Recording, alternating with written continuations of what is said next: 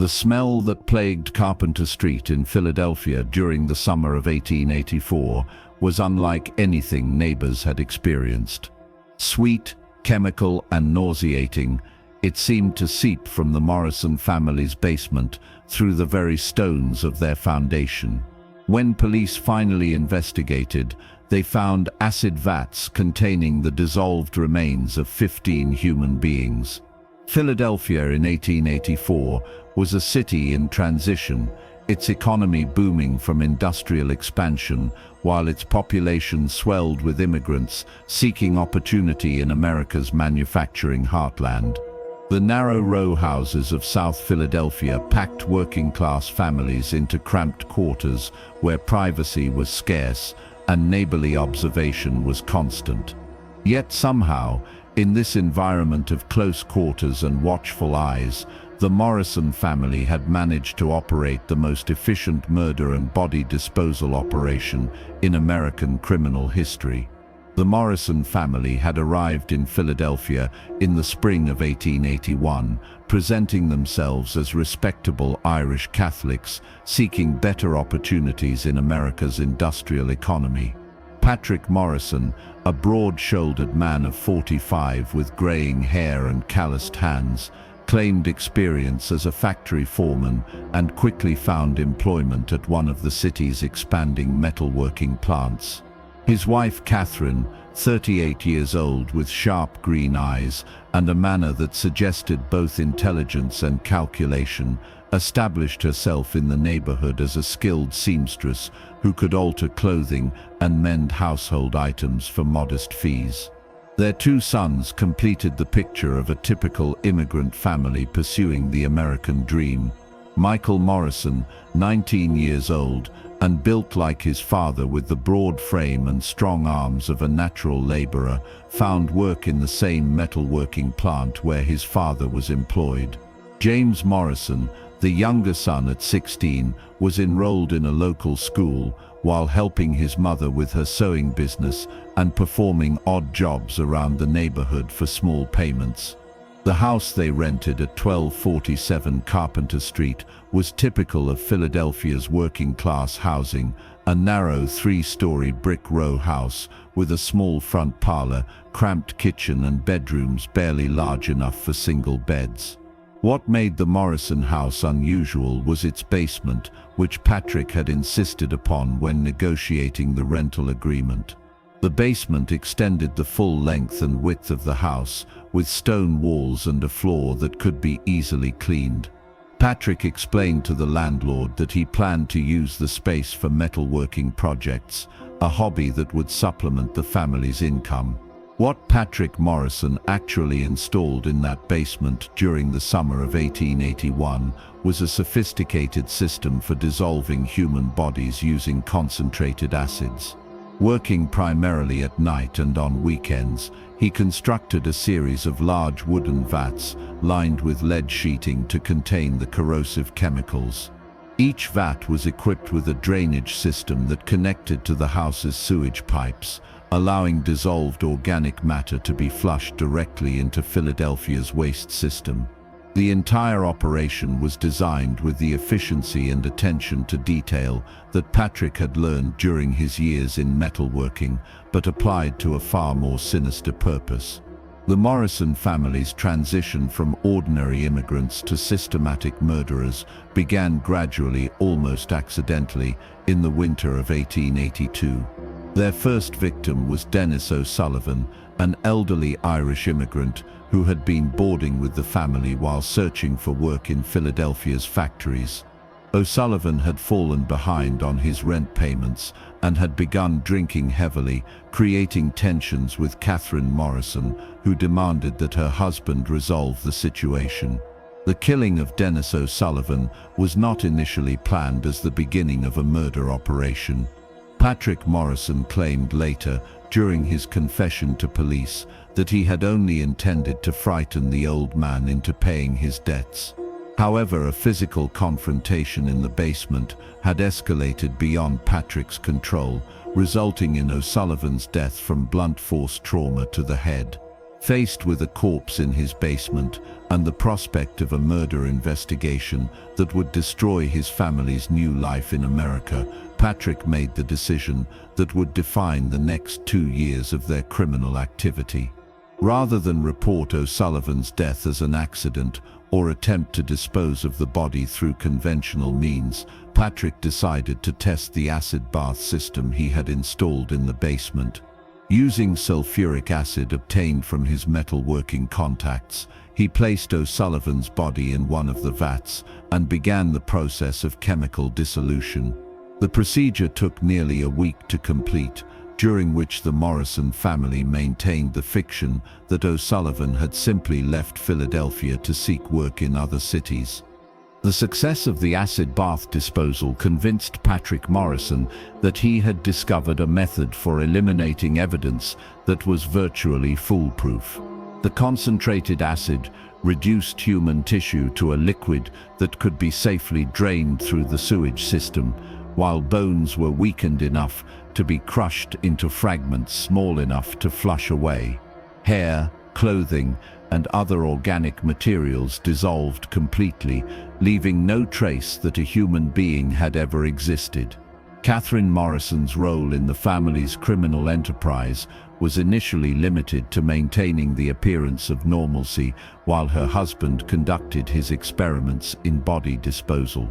However, she quickly recognized the potential for systematic profit generation that Patrick's method offered. Philadelphia's industrial economy attracted thousands of transient workers, many of whom were single men with no local family connections and few friends who would notice their disappearance. These men represented both potential victims and a ready market for the boarding services that the Morrison house could provide. The systematic nature of the Morrison family's murder operation began in earnest during the spring of 1883, when Catherine started advertising their house as providing room and board for working men at rates significantly below those charged by established boarding houses. The advertisements, placed in immigrant newspapers and posted in areas where day laborers gathered seeking work, emphasized the family's Irish Catholic background and their willingness to provide meals and laundry services as part of the arrangement. The first planned victim was Sean Murphy, a 34-year-old laborer who had recently arrived from Ireland and was seeking steady employment in Philadelphia's construction industry. Murphy responded to Catherine's advertisement and moved into the Morrison house in April 1883, paying a week's rent in advance and expressing satisfaction with the accommodations and Catherine's cooking. He was exactly the type of victim the family had identified as ideal: isolated, transient, and carrying enough money to make his murder profitable. Sean Murphy's killing followed a pattern that the Morrison family would refine and repeat with increasing efficiency over the following months. After Murphy had been living in the house for several days, establishing a routine and becoming comfortable with the family, Patrick invited him to the basement to see some metalworking projects. Once in the basement, Murphy was struck from behind with a heavy hammer, a blow that rendered him unconscious but did not immediately kill him. This technique was crucial to the family's method, as it incapacitated victims without causing the kind of blood spatter that would be difficult to clean from the basement's stone surfaces. The actual killing was performed by Michael Morrison, who used a knife to cut Murphy's throat while he was unconscious.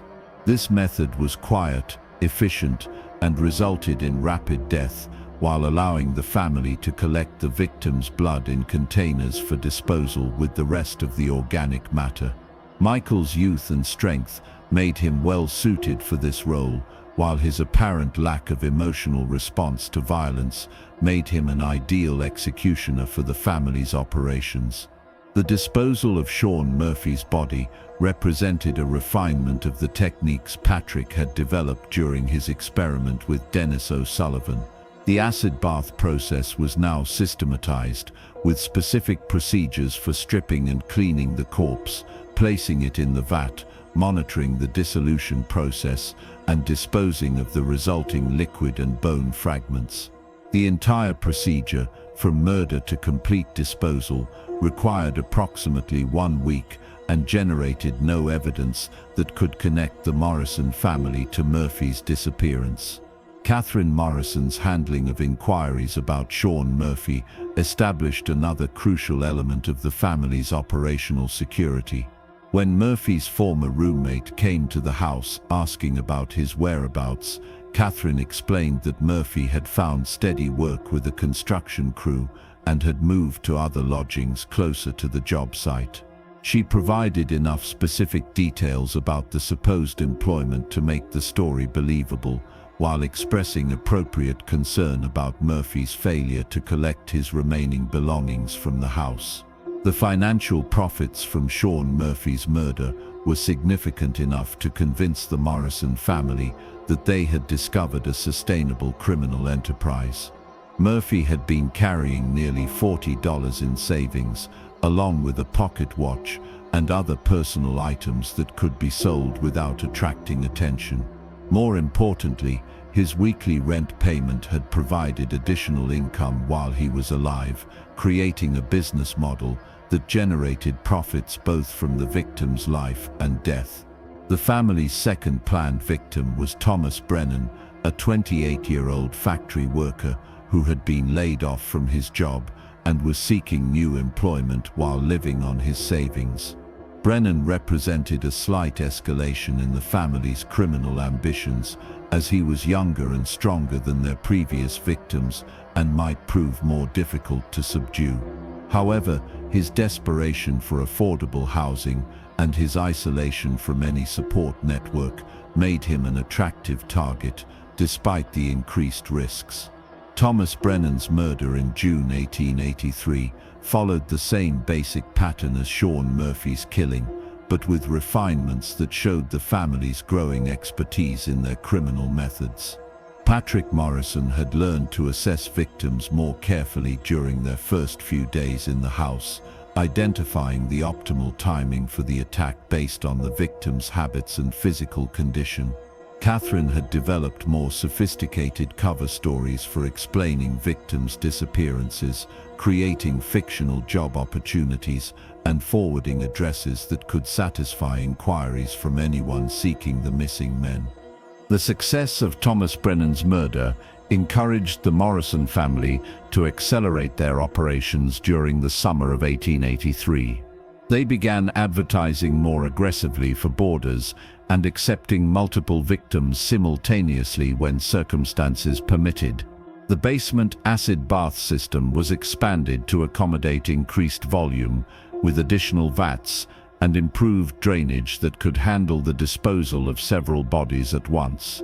The third and fourth victims, killed within 2 weeks of each other in July 1883, were Irish immigrants named Francis Kelly and John Walsh, who had responded to the same advertisement and moved into the house on consecutive days. Their simultaneous presence created logistical challenges for the family's operation, but also provided opportunities for increased efficiency in both the killing and disposal processes. Francis Kelly and John Walsh were murdered on the same night, after Patrick Morrison determined that both men had enough savings to make their deaths profitable and that their similar backgrounds would allow Catherine to use the same cover story for both disappearances. The double murder required careful coordination between family members, with Michael and James working together to subdue both victims, while Patrick and Catherine managed the logistics of moving the bodies and initiating the acid bath process. The disposal of 2 bodies simultaneously tested the capacity of the Morrison family's acid bath system and revealed both its strengths and limitations. While the chemical dissolution process worked effectively on multiple corpses, the increased volume of organic matter created stronger odors that were more difficult to contain within the basement. This was the first time that neighbors began to notice unusual smells emanating from the Morrison house, though the complaints remained minor and were dismissed by local authorities as typical urban odors. By the autumn of 1883, the Morrison family had established a regular pattern of operations that allowed them to murder and dispose of victims with remarkable efficiency while maintaining their appearance as a respectable immigrant family. Patrick continued his employment at the metalworking plant, providing both a source of legitimate income and access to the industrial chemicals necessary for their disposal operations. Catherine expanded her sewing business and became more active in neighborhood social activities, creating the kind of community connections that would make suspicion of the family seem unreasonable. Michael Morrison's role in the family's criminal enterprise had evolved beyond simple execution of victims to include planning and logistics coordination. At 20 years old, he possessed both the physical strength necessary for subduing victims and the intellectual capacity for managing the complex operational details that their murders required. His apparent lack of moral conscience made him an ideal partner for his father's criminal ambitions. James Morrison, despite his youth, had become an essential participant in the family's operations through his role in victim selection and surveillance. His school attendance and neighborhood activities provided cover for observing potential victims and gathering intelligence about their backgrounds, financial situations, and social connections. His apparent innocence made him particularly effective at engaging potential victims in conversation and determining their suitability for the family's purposes. The Morrison family's fifth victim was selected in November 1883, marking the beginning of their most productive period of criminal activity. Patrick O'Brien was a 31-year-old dock worker who had been injured on the job and was seeking lighter employment while recovering from his injuries. His reduced physical capacity made him an ideal victim from the family's perspective, while his compensation payments from his workplace injury meant that he carried more money than typical boarders. Patrick O'Brien's murder was notable for the refinements the Morrison family had made to their techniques during their months of criminal activity. The basement had been modified to include soundproofing materials that reduced the noise of victim disposal, while the acid bath system had been upgraded with improved ventilation that helped control odors. Most importantly, the family had developed a more sophisticated understanding of victim psychology that allowed them to manipulate targets more effectively during the period before their murder. The success of Patrick O'Brien's killing encouraged the Morrison family to begin targeting victims with larger amounts of money, even though such individuals typically had stronger social connections that might lead to more thorough investigations of their disappearances. The family's confidence in their methods had grown to the point where they believed they could handle the increased scrutiny that more prominent victims might generate.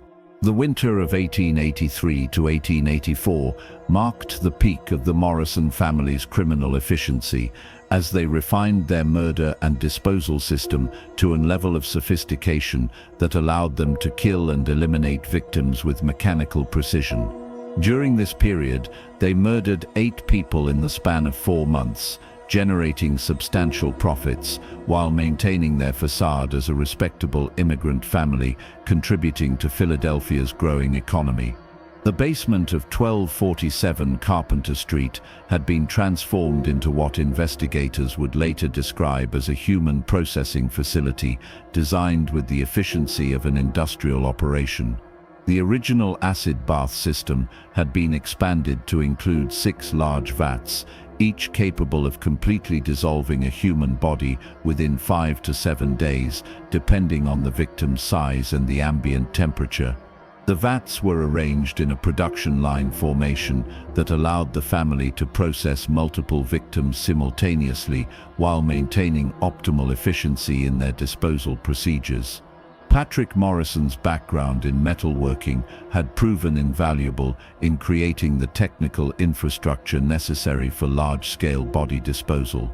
The acid vats were constructed with lid-lined wooden frames that could withstand prolonged exposure to concentrated sulfuric acid without deteriorating.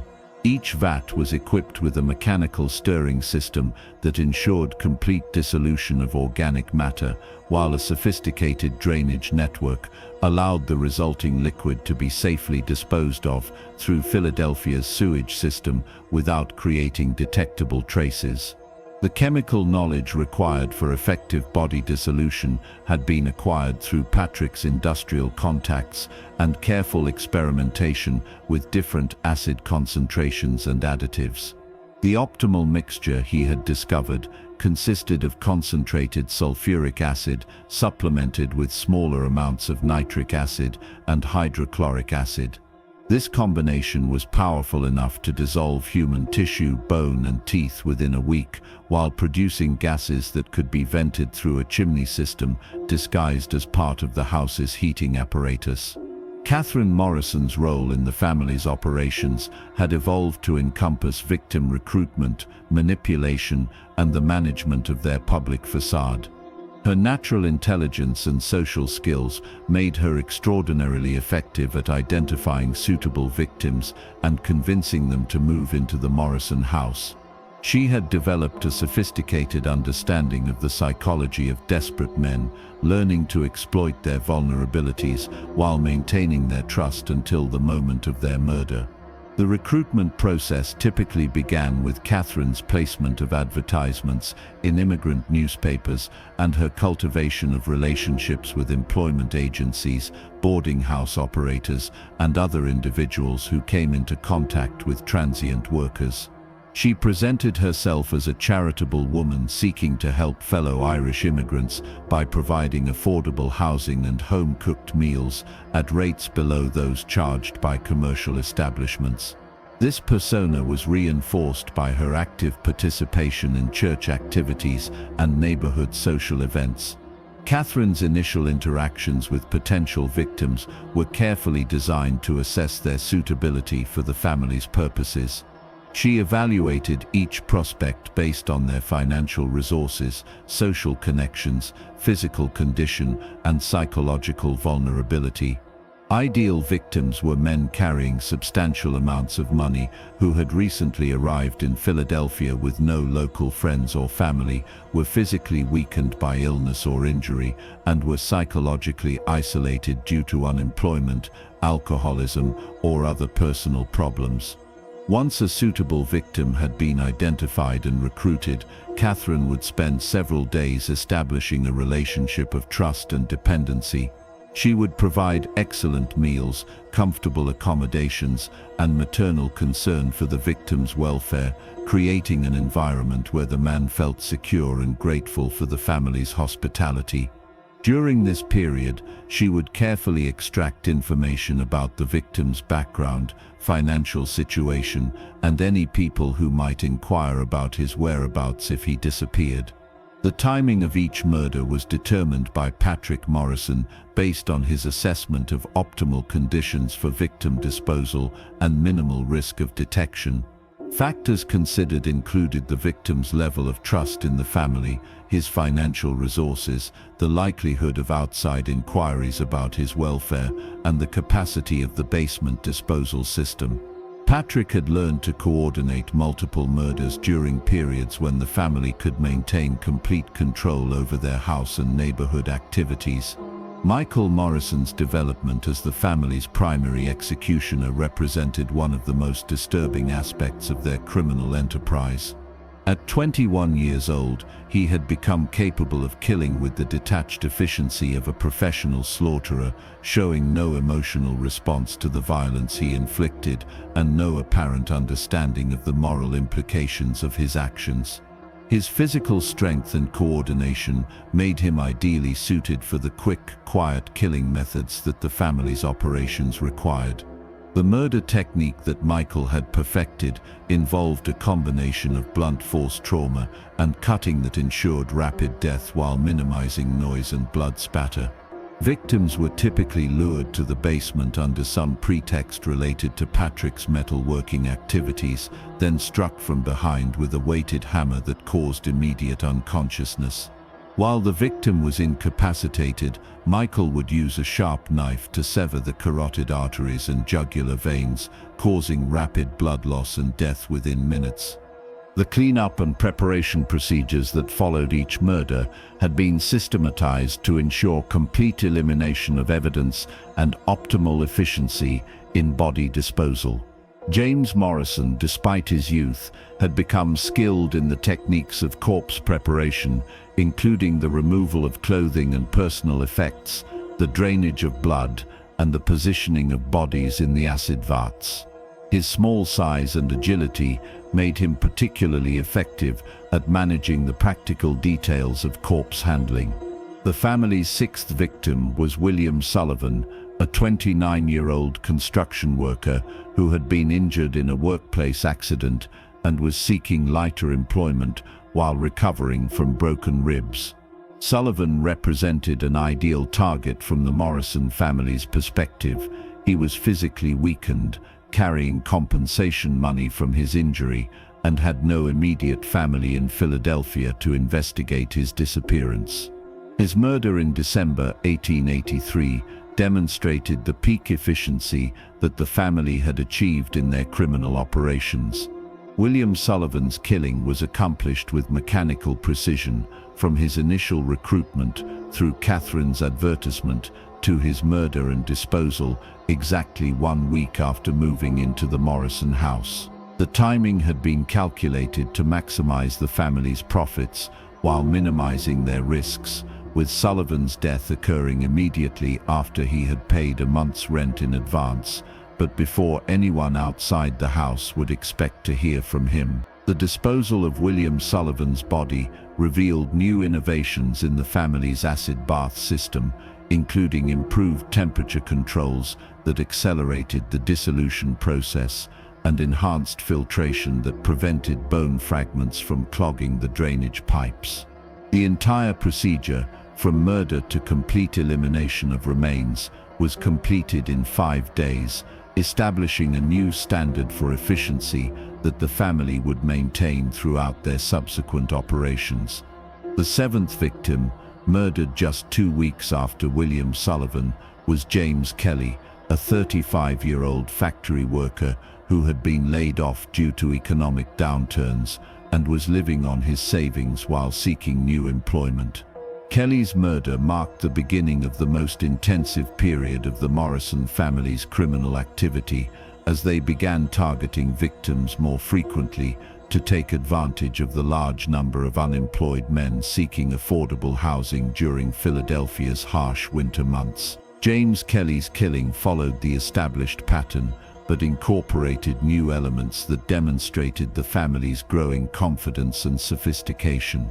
Catherine had begun using more elaborate deceptions to recruit victims, including fictional stories about job opportunities that would be available to men who proved reliable as boarders. These deceptions allowed her to attract victims with higher expectations and more resources while maintaining their cooperation until the moment of their murder. The 8th and 9th victims were killed during a 2-week period in January 1884, representing the highest frequency of murders that the Morrison family had attempted. Daniel Murphy and Patrick Flanagan were both unemployed laborers who had responded to the same advertisement and moved into the house on consecutive days. Their simultaneous presence created opportunities for the family to test new techniques in victim management and disposal efficiency. The double murder of Daniel Murphy and Patrick Flanagan required careful coordination between all family members and demonstrated their ability to manage complex operations involving multiple victims. Catherine was responsible for maintaining the fiction that both men were still alive and well while their bodies were being dissolved in the basement. Michael and James worked together to manage the logistics of disposing of 2 corpses simultaneously, while Patrick oversaw the technical aspects of the acid bath process. The successful completion of the double murder convinced the Morrison family that they could safely accelerate their operations to maximize profits during the winter months, when desperate men were most likely to accept marginal housing arrangements. This decision would prove to be their fatal error, as the increased frequency of murders began to generate more noticeable effects that would eventually attract official attention. The 10th victim, murdered in February 1884, was Thomas Mahoney, a 26-year-old dock worker who had been seeking indoor employment due to health problems caused by exposure to harsh weather.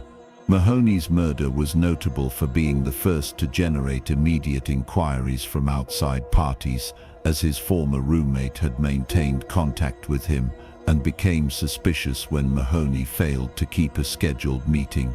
Catherine Morrison's handling of the inquiry about Thomas Mahoney revealed both her skill at deception and the growing pressure that the family's activities were creating.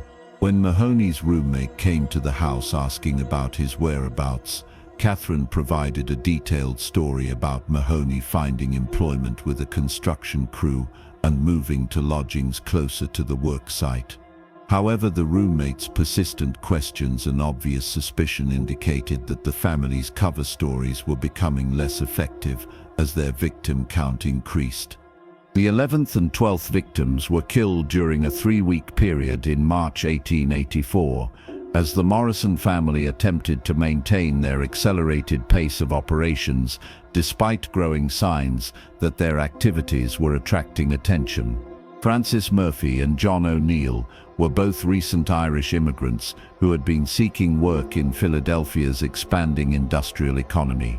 Their murders followed the established pattern, but were conducted with less care than previous killings, as the family's confidence had led to decreased vigilance about operational security. The disposal of Francis Murphy and John O'Neill's bodies marked the beginning of the technical problems that would eventually contribute to the family's exposure. The increased volume of organic matter being processed through the acid bath system had begun to overwhelm the drainage infrastructure, causing occasional backups that allowed dissolved human remains to accumulate in the basement's floor drains. These accumulations created persistent odors that were becoming noticeable to neighbors despite the family's efforts at ventilation and odor control. The 13th victim, murdered in April 1884, was Dennis Ryan, a 33-year-old factory worker who had been seeking new employment after being discharged for excessive drinking. Ryan's murder was notable for the increased violence required to subdue him, as his alcoholism had made him more aggressive and less susceptible to the subtle manipulations that the family typically used to control victims. The struggle during his killing created more noise and blood spatter than usual, requiring extensive cleanup that delayed the disposal process. The technical difficulties associated with Dennis Ryan's murder and disposal created the first serious operational problems that the Morrison family had encountered. The increased time required for cleanup allowed decomposition to begin before the body could be placed in the acid bath, creating stronger odors that persisted despite their ventilation system. Additionally, the blood spatter from the struggle had stained the basement's stone walls in ways that were difficult to completely remove. The 14th and 15th victims were killed during a compressed time frame in May 1884, as the Morrison family attempted to complete their operations before the approaching summer heat made basement activities more difficult to conceal. Michael Brennan and Patrick Walsh were both unemployed construction workers who had been seeking temporary housing while looking for work with crews preparing for summer building projects. The murders of Michael Brennan and Patrick Walsh represented the culmination of the Morrison family's criminal enterprise, but also the beginning of the end of their operations. The rapid succession of killings had pushed their disposal system beyond its design capacity, creating persistent odors and drainage problems that could no longer be concealed from neighbors. More importantly, the increased frequency of disappearances among the transient worker population had begun to attract attention from employment agencies and charitable organizations that served immigrant communities. The basement of 1247 Carpenter Street by late May 1884 had become a chamber of horrors that defied the imagination of even experienced investigators.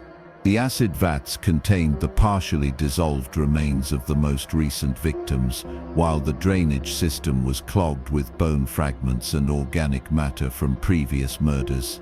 The stone walls were stained with blood and acid burns, and the floor was covered with a residue of human remains that had accumulated over months of intensive use. The smell that emanated from the Morrison basement during the final weeks of their operation was a complex mixture of decomposing flesh, industrial chemicals, and sewage that created an atmosphere of barely contained horror. The odor was so penetrating that it seemed to seep through the very stones of the foundation, contaminating the air throughout the house and extending into the surrounding neighborhood. Neighbors who had initially dismissed occasional unpleasant smells as typical urban problems could no longer ignore the persistent nauseating stench that seemed to grow stronger each day. The Morrison family's attempts to control the increasingly obvious signs of their criminal activity became more desperate and less effective as the technical problems with their disposal system multiplied. Patrick tried various chemical treatments to neutralize odors and improve drainage, while Catherine increased her efforts to deflect neighbor complaints and official inquiries. However, their years of systematic murder had created problems that could not be solved through the methods that had previously ensured their success. The investigation that would expose the Morrison family's crimes began not with police detective work or neighbor complaints, but with the persistent concerns of Mrs. Eleanor Fitzgerald, an elderly Irish widow who lived 3 houses down from 1247 Carpenter Street. Mrs. Fitzgerald had been noticing unusual patterns in the neighborhood for months, but her growing suspicions were dismissed by authorities as the imaginings of an old woman with too much time to observe her neighbors' activities. Eleanor Fitzgerald's concerns centered on the number of young Irish men who seemed to move into the Morrison house but were never seen leaving or settling into regular routines in the neighborhood. As someone who took pride in knowing everyone on Carpenter Street and keeping track of the community's comings and goings, she found it peculiar that so many men would take lodging with the Morrisons only to disappear without trace. Her attempts to discuss these observations with neighbors and local police were met with dismissive explanations about the transient nature of immigrant workers seeking employment. The factor that transformed Mrs. Fitzgerald's suspicions into actionable concerns was the smell that began emanating from the Morrison house during the late spring of 1884. As a woman who had raised 5 children and managed a household for 40 years, she was familiar with all the ordinary odors of urban life, but the stench coming from the Morrison basement was unlike anything in her experience. It was sweet and chemical, with undertones that reminded her of the smell of decomposing meat, but concentrated and persistent in ways that seemed to indicate something far worse than spoiled food or poor sanitation. Mrs. Fitzgerald's decision to involve city authorities came after a particularly severe episode in late May 1884, when the smell became so overwhelming that she was unable to open her windows or spend time in her backyard garden. When she approached Catherine Morrison directly about the odor, she was given an explanation about chemical experiments that Patrick was conducting related to his metalworking hobby. However, Catherine's nervous manner and evasive answers convinced Mrs. Fitzgerald that something seriously wrong was happening in the Morrison house. The initial response to Mrs. Fitzgerald's complaints was typical of city bureaucracy dealing with minor neighbor disputes. The Department of Public Health sent an inspector to investigate potential sanitation violations, while the police were asked to conduct a routine inquiry about possible industrial activity being conducted in a residential area. Both investigators were scheduled to visit the Morrison house on the same day, a coordination that would prove crucial to exposing the family's crimes. Health Inspector Robert Mackenzie arrived at 1247 Carpenter Street on the morning of June 3, 1884, expecting to investigate routine sanitation problems related to immigrant families who might not understand proper waste disposal procedures. His initial conversation with Catherine Morrison seemed to confirm this assumption, as she readily admitted that her husband conducted metalworking projects in the basement and acknowledged that the chemicals involved might create unpleasant odors. Catherine Morrison's mistake was in attempting to prevent Inspector Mackenzie from examining the basement directly, claiming that her husband was not at home and that the chemical processes currently underway were too dangerous for untrained individuals to observe. This explanation might have satisfied a less experienced inspector, but Mackenzie had encountered numerous attempts by residents to conceal sanitation violations, and Catherine's obvious nervousness convinced him that a thorough investigation was necessary. When Inspector Mackenzie insisted on examining the basement, Catherine Morrison's composure collapsed entirely. Her attempts to delay the inspection by claiming that the basement was locked and that her husband had the only key were contradicted by her obvious agitation and the increasingly powerful odor that seemed to intensify as they approached the basement door. Mackenzie's demand to see the basement immediately was supported by police officer William Brady, who had arrived to conduct the parallel investigation into potential zoning violations. The discovery of the Morrison family's acid bath operation exceeded the worst expectations of both investigators. The basement contained 6 large vats filled with bubbling chemical solutions that clearly contained human remains in various stages of dissolution. The stench was so overwhelming that both Mackenzie and Brady were forced to retreat from the basement multiple times to avoid vomiting, while the visual evidence of systematic murder and body disposal was undeniable even to observers with no previous experience investigating violent crimes. Inspector Mackenzie's initial survey of the basement revealed evidence of at least 5 complete human bodies in different stages of acid dissolution, along with numerous bone fragments and personal effects that indicated the presence of additional victims. The sophistication of the disposal system, with its drainage networks and ventilation equipment, made clear that this was not the result of a single violent incident, but rather a systematic operation that had been conducted over an extended period. Officer Brady's immediate response was to arrest Catherine Morrison and secure the scene until additional police and medical personnel could arrive to conduct a proper investigation. Catherine's attempts to claim ignorance about the basement activities were contradicted by the obvious evidence of long-term planning and maintenance that the acid bath system required. Her knowledge of the chemicals involved and her familiarity with the disposal procedures made clear that she had been an active participant in the crimes rather than an unwilling victim of her husband's activities. The arrest of Patrick Morrison and his sons occurred when they returned home from work to find their house surrounded by police and city officials. Patrick's initial attempt to claim that the basement contained only chemicals for metalworking was quickly abandoned when confronted with the obvious evidence of human remains in the acid vats. His subsequent confession would provide investigators with the detailed information necessary to understand the full scope of the family's criminal enterprise. Detective Captain Thomas Sullivan, who took charge of the investigation, had 20 years of experience with violent crime in Philadelphia, but had never encountered anything approaching the systematic nature of the Morrison family's operations.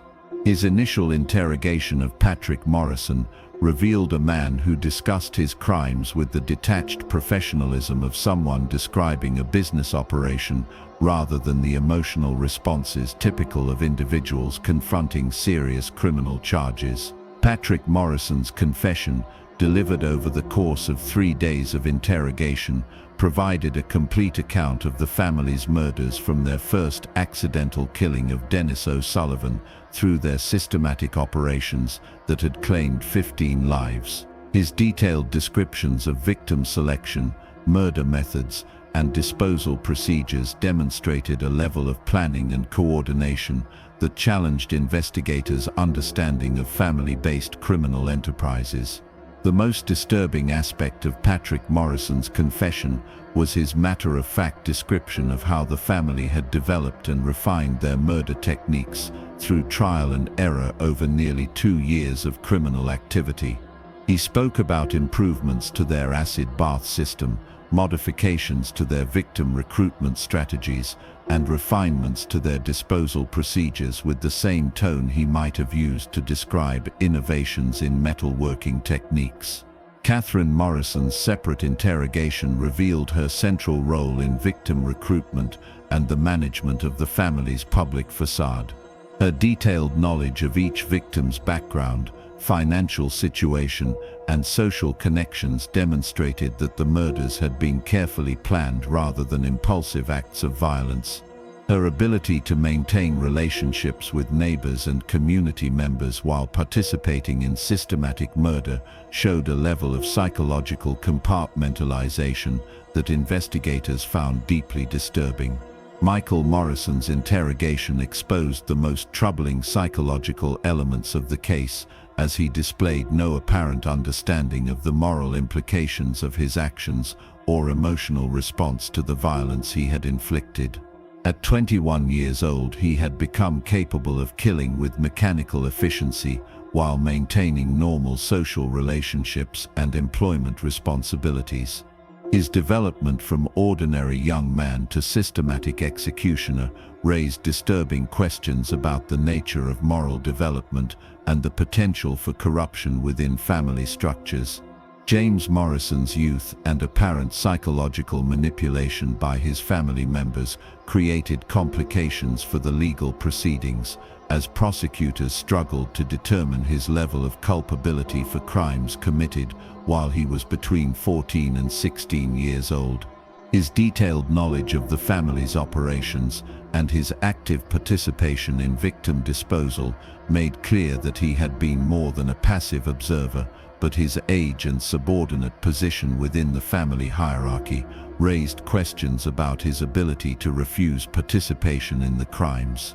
The investigation of the Morrison house and basement required a coordinated effort between police, medical personnel, and city engineers to safely manage the chemical hazards while preserving evidence of the crimes. The acid vats were neutralized and drained under the supervision of chemists from the University of Pennsylvania, while the accumulated human remains were carefully extracted and examined by medical experts attempting to identify individual victims.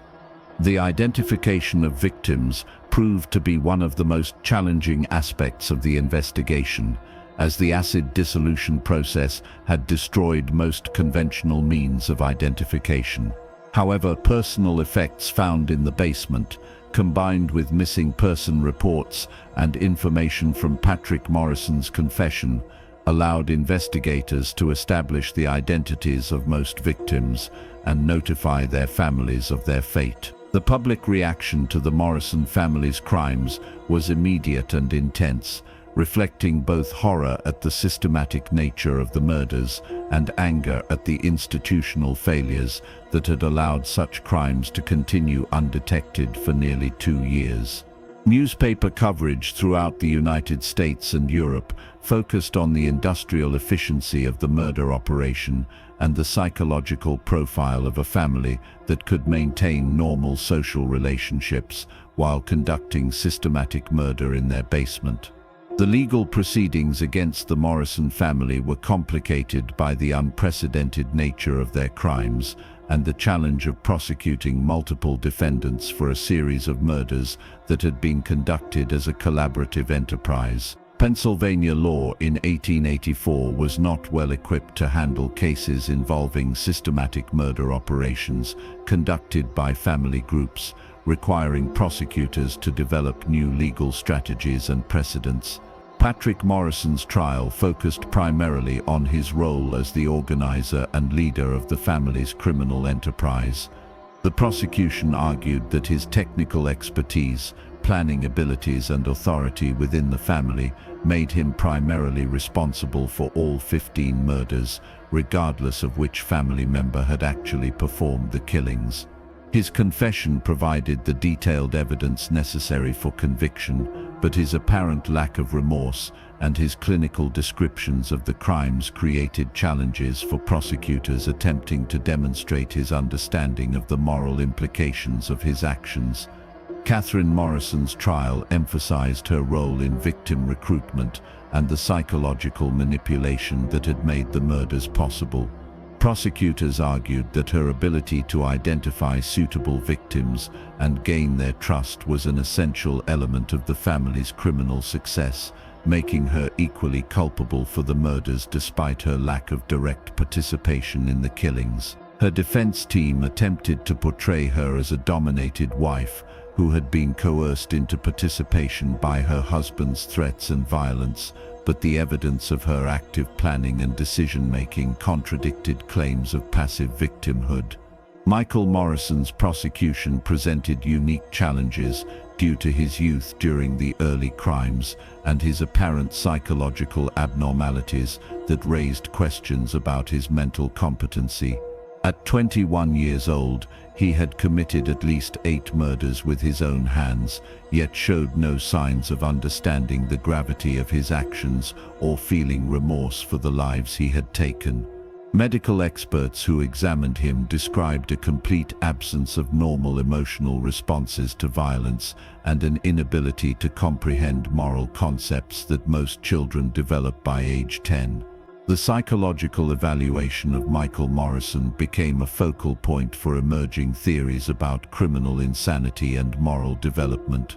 Dr. Harrison Mitchell, one of Philadelphia's leading alienists, testified that Michael displayed characteristics of what European physicians were beginning to classify as moral insanity, a condition characterized by normal intellectual function combined with complete absence of moral sensibility. This diagnosis was controversial because it suggested that some individuals might be inherently incapable of moral behavior regardless of their upbringing or circumstances. James Morrison's case raised even more complex questions about juvenile responsibility and family influence in criminal behavior. At 16 years old when arrested, he had participated in multiple murders while maintaining normal school attendance and social relationships outside the family. His detailed knowledge of the family's operations and his skilled performance of disposal tasks made clear that he had been an active participant rather than an unwitting accomplice, yet his youth and subordinate position within the family structure raised questions about his ability to refuse participation or seek outside help. The legal precedents established by the Morrison family trials influenced criminal law throughout the United States, particularly regarding conspiracy charges, family-based criminal enterprises, and the prosecution of juvenile offenders in capital cases. The systematic nature of their crimes required prosecutors to develop new approaches to demonstrating criminal intent and coordination among multiple defendants, while the family structure of the organization raised questions about coercion and voluntary participation that would influence legal theory for generations. Patrick Morrison's execution by hanging on March 15, 1885, was attended by a crowd of over 8,000 people, making it one of the largest public executions in Pennsylvania history. His final statement, delivered from the gallows, maintained his claim that he had been motivated by economic necessity rather than cruelty, arguing that his family's poverty had forced them into criminal activity as the only means of survival. This explanation was rejected by most observers, who viewed the systematic efficiency of the murders as evidence of deliberate evil rather than desperate circumstances.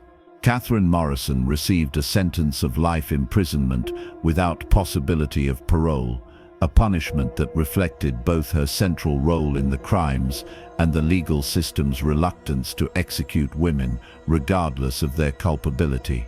She was incarcerated in the Eastern State Penitentiary, where she spent the remaining 37 years of her life in solitary confinement. Prison records indicate that she never expressed remorse for her crimes and maintained until her death in 1922 that her family had been unfairly prosecuted for actions that were necessary for their survival. Michael Morrison's sentence of life imprisonment was complicated by questions about his mental competency and his potential for rehabilitation. Medical experts disagreed about whether his apparent moral insanity represented a permanent condition or might be treatable through appropriate intervention.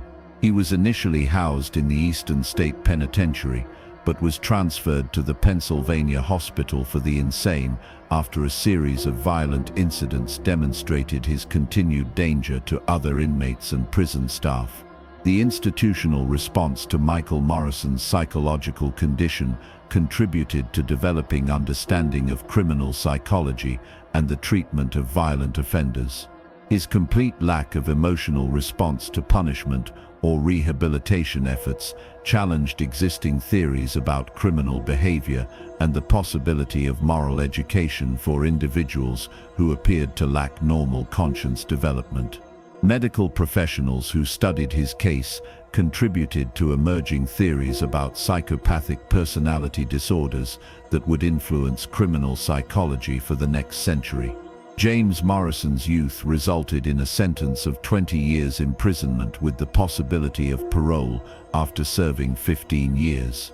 His case became a landmark in juvenile justice, establishing precedents for the prosecution of minors in capital cases while recognizing the potential for rehabilitation in young offenders.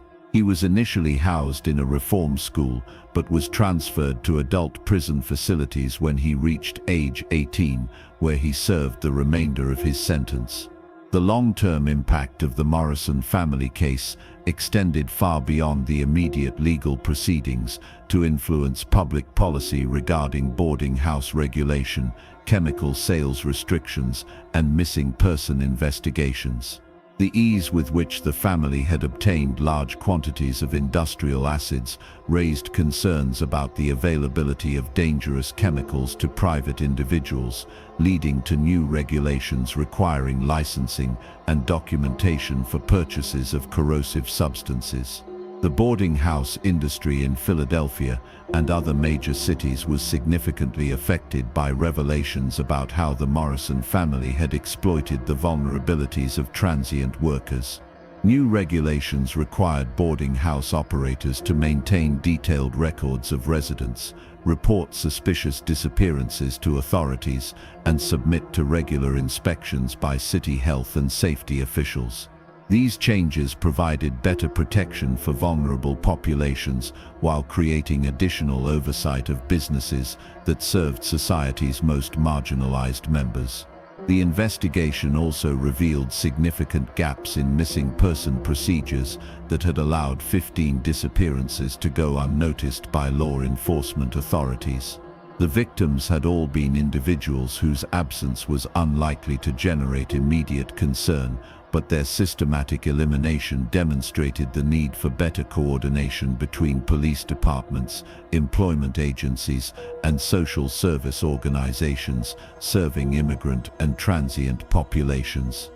Dr. Harrison Mitchell's psychological study of the Morrison family became one of the foundational documents in American criminal psychology, providing detailed analysis of how ordinary individuals could become capable of systematic murder through gradual desensitization and family group dynamics.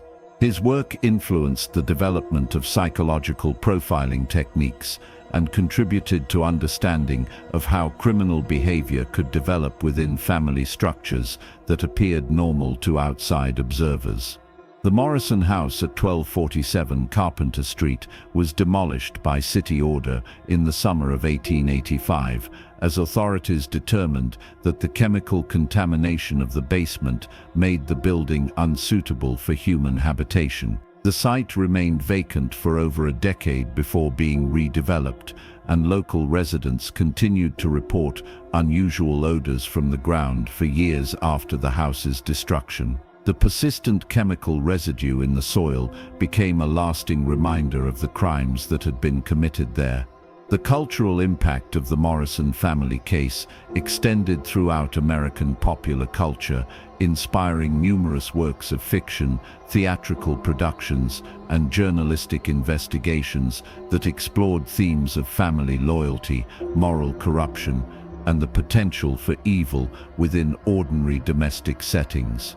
The case became a standard reference point for discussions about the nature of criminal behavior and the psychological factors that could transform respectable citizens into systematic murderers. The institutional reforms prompted by the Morrison case contributed to the development of modern criminal investigation techniques and forensic science procedures. The challenge of identifying victims whose bodies had been destroyed by acid dissolution led to advances in dental identification methods and personal effects analysis that would prove valuable in future criminal investigations. The coordination required between multiple city agencies during the investigation also contributed to developing protocols for managing complex criminal cases involving multiple jurisdictions and technical expertise. The Morrison family's crimes also influenced developing theories about the social causes of criminal behavior and the relationship between economic desperation and moral corruption. Sociologists and criminologists who studied the case disagreed about whether the family's poverty had been a contributing factor to their criminal activity or whether their systematic approach to murder indicated underlying psychological abnormalities that were independent of their economic circumstances. The medical community's response to the case contributed to advancing understanding of the effects of prolonged exposure to violence on psychological development, particularly regarding Michael and James Morrison's apparent ability to participate in systematic murder while maintaining normal social relationships outside the family. The psychological compartmentalization demonstrated by all family members raised important questions about the nature of moral development and the factors that enable individuals to suppress normal ethical constraints. The international attention generated by the Morrison case influenced criminal investigation practices and legal procedures in multiple countries as European and Canadian authorities examined their own policies regarding missing person investigations, chemical sales regulation, and family-based criminal enterprises. The systematic nature of the crimes and the family's ability to maintain their operations for nearly 2 years without detection raised concerns about similar crimes that might be occurring undetected in other locations. The legacy of the Morrison family case continues to influence contemporary discussions about criminal psychology, family dynamics in violent crime, and the institutional failures that can enable systematic criminal behavior. The case serves as a permanent reminder that the most horrific crimes can be committed by individuals who appear completely normal to their communities, and that the protection of society's most vulnerable members requires constant vigilance and effective coordination between multiple institutions and organizations.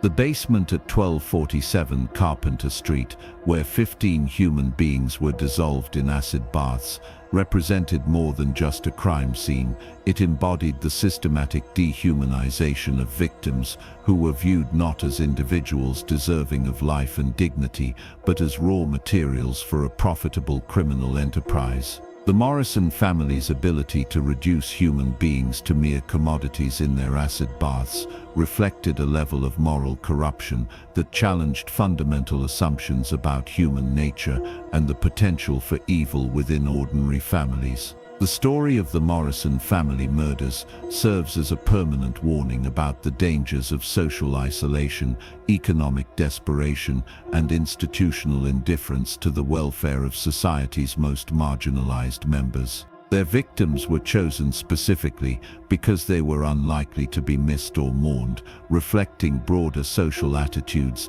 that devalued the lives of immigrant workers, unemployed laborers, and other individuals who existed on the margins of respectable society. The chemical smell that finally led to the Morrison family's exposure had been noticed by neighbors for months before anyone took action to investigate its source. This delay reflected not only the limitations of urban law enforcement in the 1880s, but also the social dynamics that made certain types of suffering invisible to middle-class observers. The victims' screams, had there been any, would have gone unheard. Their absence went unnoticed. Their deaths were unmourned until investigators finally uncovered the evidence of their systematic murder.